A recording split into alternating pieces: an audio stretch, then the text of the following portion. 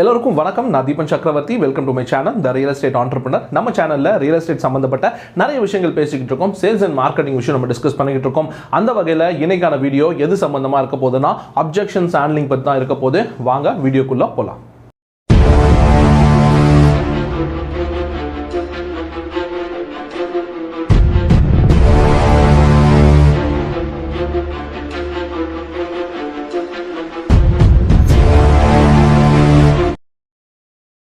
Already objection handle பற்றி நான் ஒரு வீடியோ பண்ணியிருக்கேன். ஸோ அந்த வீடியோ நீங்கள் பார்க்கலன்னா டிஸ்கிரிப்ஷனில் லிங்க் கொடுக்குறேன், அதையும் போய் பார்த்துட்டு வந்துடுங்க.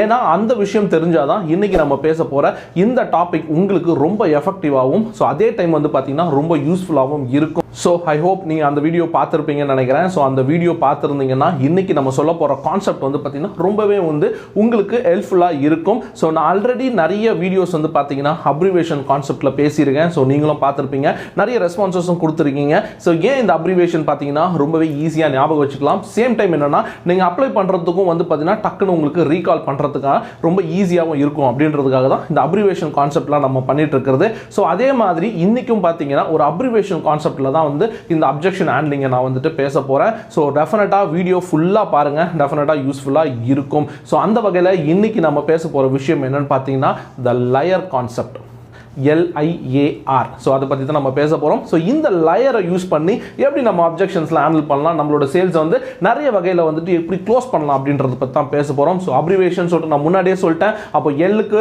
I.A.R ஒவ்வொன்றுமே ஒரு தன்மையில் இயங்க போதே. ஸோ அதில் ஃபர்ஸ்ட் வந்து பார்த்தீங்கன்னா L stands for listen. Listen அப்படின்ற ஒரு விஷயம் பார்த்தீங்கன்னா இன்னைக்கு நிறைய பேர் பண்ணுறதே கிடையாது. எஸ்பெஷலி பிஸ்னஸில் வந்து அது ஆப்ஷன்ஸே விட்டுறாங்க.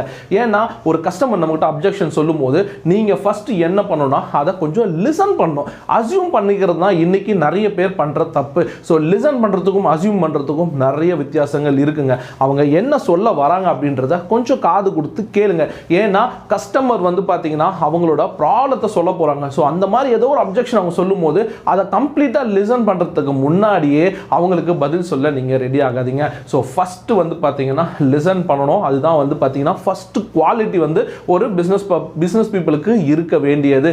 ஏன்னா நம்ம கஸ்டமர் ஒரு விஷயம் சொல்ல போறாங்கன்னா அந்த விஷயத்துல இருந்தா நம்ம என்ன பண்ண போறோம்னா சேல்ஸுக்கு அவங்கள கொண்டு போக போறோம் அப்படின்னும் போது நீங்க கண்டிப்பா லிசனிங் அப்படின்ற ஒரு விஷயத்தை வளர்த்துக்கிட்டே ஆகணும். ஸோ லயர்ல இருக்கிற ஃபர்ஸ்ட் எல் வந்து பார்த்தீங்கன்னா it's all about listening. I stands for identifying the objections. நான் ஏற்கனவே சொன்னேன் இல்லையா, இன்னொரு வீடியோ போய் பார்த்துட்டு வாங்கன்னு. அதில் வந்து பார்த்தீங்கன்னா ஒரு 7 காமன் அப்ஜெக்ஷன்ஸ் பற்றி நம்ம பேசியிருப்போம். அதில் இந்த கஸ்டமர் எந்த விதமான அப்ஜெக்ஷன் சொல்கிறாங்க அப்படின்றத நம்ம என்ன பண்ணோம்னா செகண்ட் ஸ்டெப்பாக ஐடென்டிஃபை பண்ணிடணும். ஸோ இது எந்த வகையில், எக்ஸாம்பிள் ஒரு ப்ரைஸ் பேஸ்டு வருதா இல்லை பிராண்ட் பேஸ்டு வருதா, இதில் எந்த வகையான அப்ஜெக்ஷன்ஸ் இது அப்படின்றத நம்ம என்ன பண்ணோம்னா ஐடென்டிஃபை பண்ணணும். ஏன்னா கஸ்டமர் முன்னாடி என்ன பண்ணிட்டாங்கன்னா அவங்களோட அப்ஜெக்ஷன் சொல்லிட்டாங்க.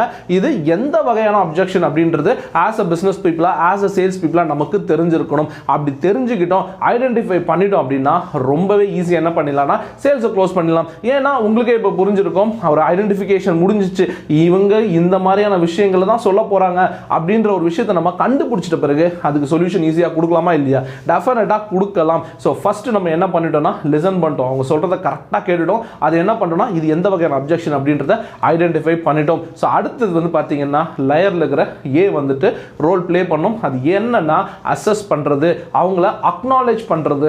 என்னன்னா கஸ்டமர் கிட்ட நம்ம கேட்கணும். என்னன்னா நான் ஏற்கனவே நம்ம அறிவாடி சொல்லியிருக்கேன் இல்லையா, நாம கரெக்டாக தான் புரிஞ்சுக்கிட்டோமா அப்படின்றத நம்ம என்ன பண்ணணும்னா கஸ்டமர்ஸ் கிட்ட கொஸ்டின்ஸ் மூலியமா தான் கேட்கணும். சார் நீங்க இதை பத்தி தான் பேசுறீங்களா, நீங்க பணம் பத்தி தான் பேசுறீங்களா, இல்ல நீங்க வேற ஏதாவது ரேட் பத்தி பேசுறீங்களா, எந்த விதமான அப்ஜெக்ஷன்ஸ் வந்து நம்ம ஐடென்டிஃபை பண்ணிருக்கோம் அது கரெக்ட் தானான்றத கஸ்டமர்ஸ் கிட்ட கொஸ்டின்ஸ் மூலியமா நம்ம கேட்டு தெரிஞ்சுக்கணும். ஸோ அதுதான் வந்து பார்த்தீங்கன்னா அக்னாலேஜ் பண்ணுறது.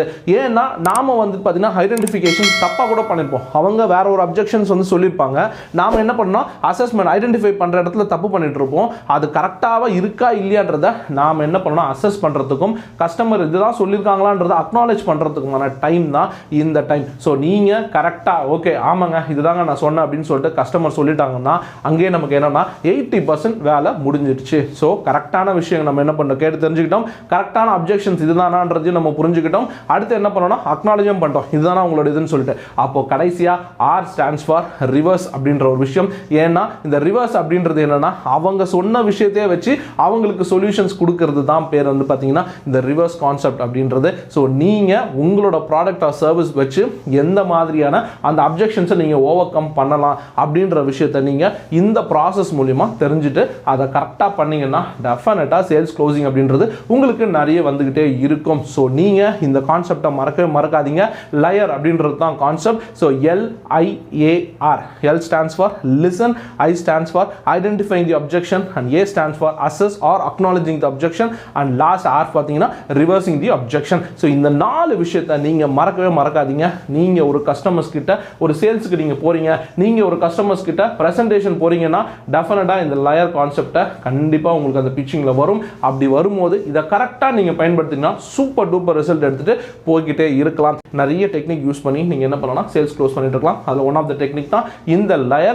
இந்த டெக்னிக் பார்த்தீங்கன்னா குறிப்பாக அப்ஜெக்ஷன்ஸ் ஹேண்டில் பண்ணுறதுக்கு நம்ம யூஸ் பண்ணிக்கிட்டு இருக்கோம். இதை யூஸ் பண்ணுங்கள், அப்ஜெக்ஷன்ஸ் ஹேண்டில் பண்ணுங்கள், நிறைய சேல்ஸை க்ளோஸ் பண்ணுங்கள், சூப்பர் டூப்பர் பிஸ்னஸ் பண்ணால் டெவலப் ஆகுங்க.